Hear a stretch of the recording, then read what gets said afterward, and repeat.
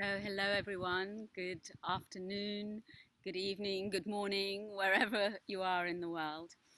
I promised to say a little bit about the passing of Thich Nhat Hanh, and yeah, I just wanted to share a little bit of my experience of that, as well as the kind of wider community's experience of that. I also know that a huge number of people are struggling right now, kind of feeling overwhelmed. I know a lot of people, a lot of the participants in my group program have mentioned this, and so I want to address that as well and say a little bit about that.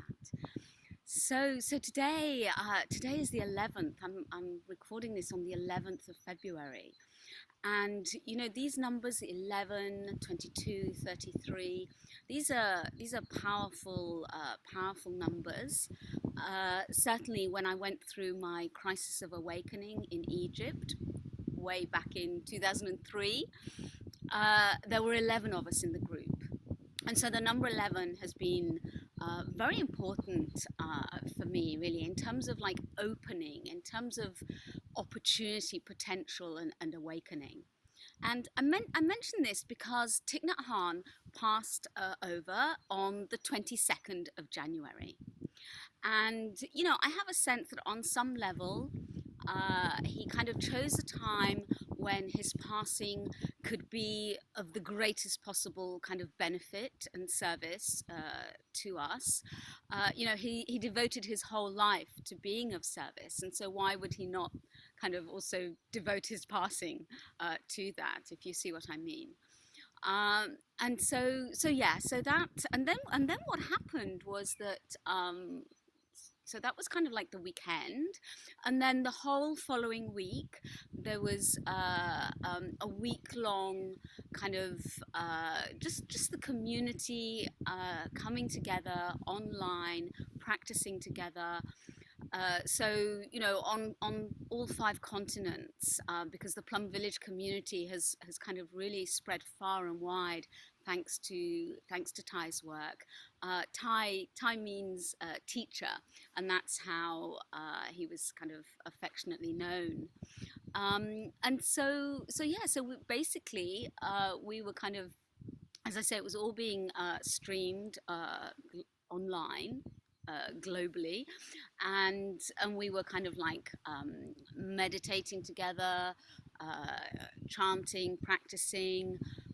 There were lots of tributes and actual ceremonies. So there was a really beautiful and powerful kind of process for the community, um, to kind of go through, and kind of like a holding space, really. And the energy that we generated collectively was phenomenal.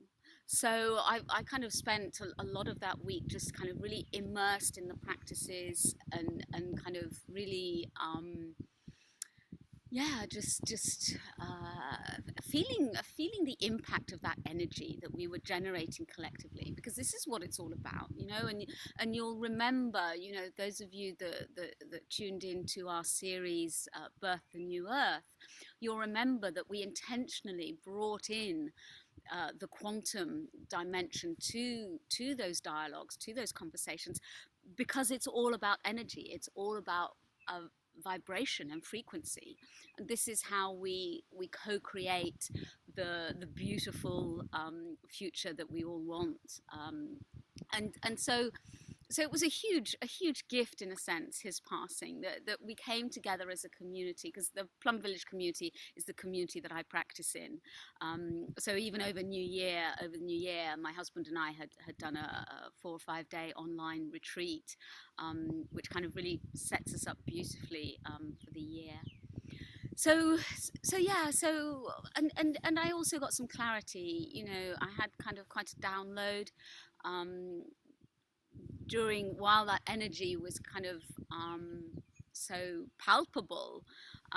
It created quite a breakthrough for me in terms of just my clarity about yeah, about my own practice, about about the kind of community, because Ty was friends with Martin Luther King, and so when Martin Luther King was assassinated, Ty kind of had this aspiration. He kind of took made this aspiration to really continue to build the beloved community, and he did that in a phenomenally effective way, really. And so that's what I'm kind of now feeling called in my own small way, and each of us obviously does our in our own individual way, but to kind of really bring that more into my life. My husband and I have certainly been talking about wanting to live in a more of a community setting, and I think a lot of us who are on our spiritual journeys, we kind of we need a lot of quiet time, a lot of space, a lot of just maybe even privacy. I'm quite, believe it or not, I'm quite an introvert. I've kind of got that extrovert and introvert thing.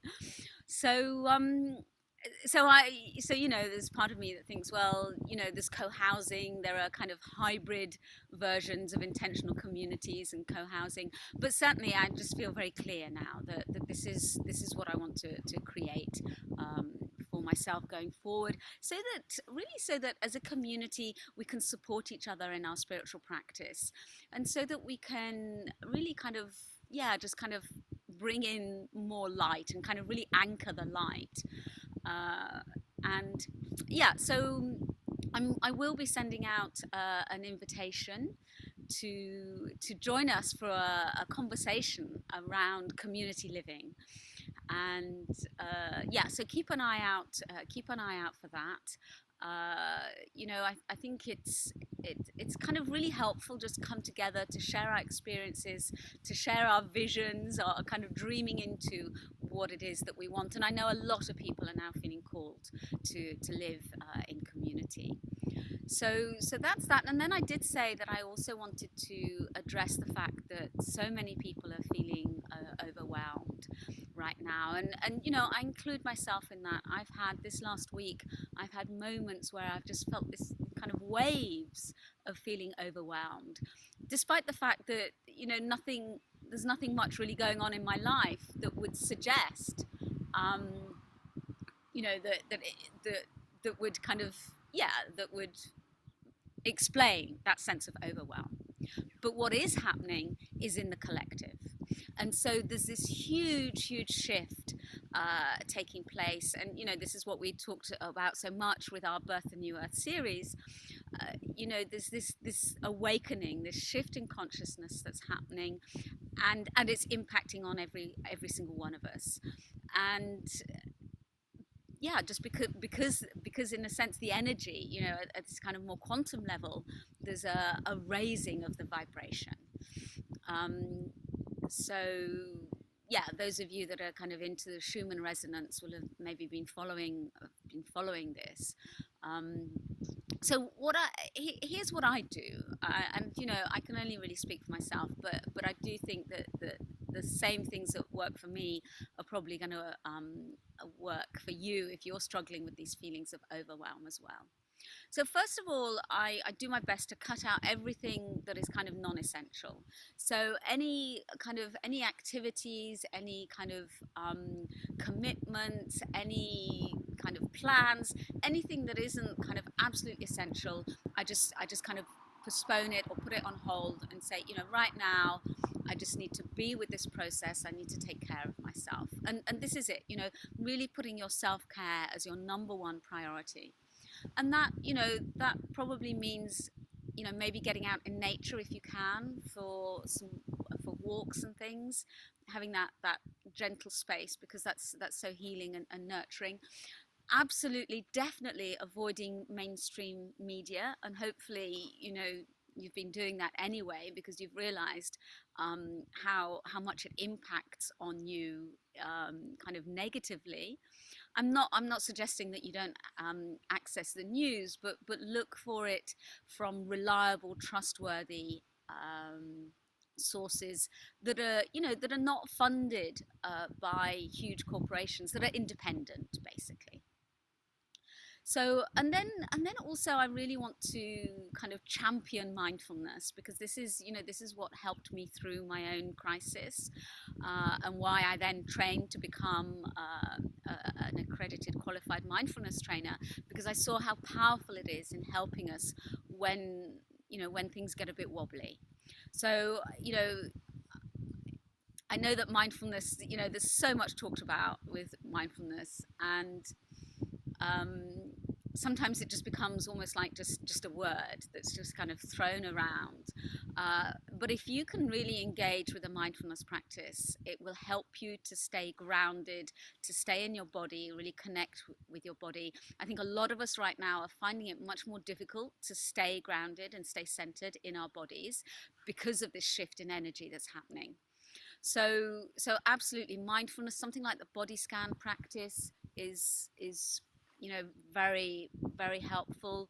Any mindfulness practice as you go through your day, just dropping down into the body, connecting with your five senses, whether that's your what you're seeing, your sense of taste, of smell, of touch, what you're hearing, just really bringing you into the present moment. So these, I hope those kind of, just a few brief suggestions that you can kind of call on and make use of if you are feeling overwhelmed, and know that it will pass. It seems to be coming, certainly for me, it seems to be coming in waves, and so we just need to kind of ride that wave and take good care of ourselves while it's happening. So I'm sending you all my blessings, and yeah, bye for now.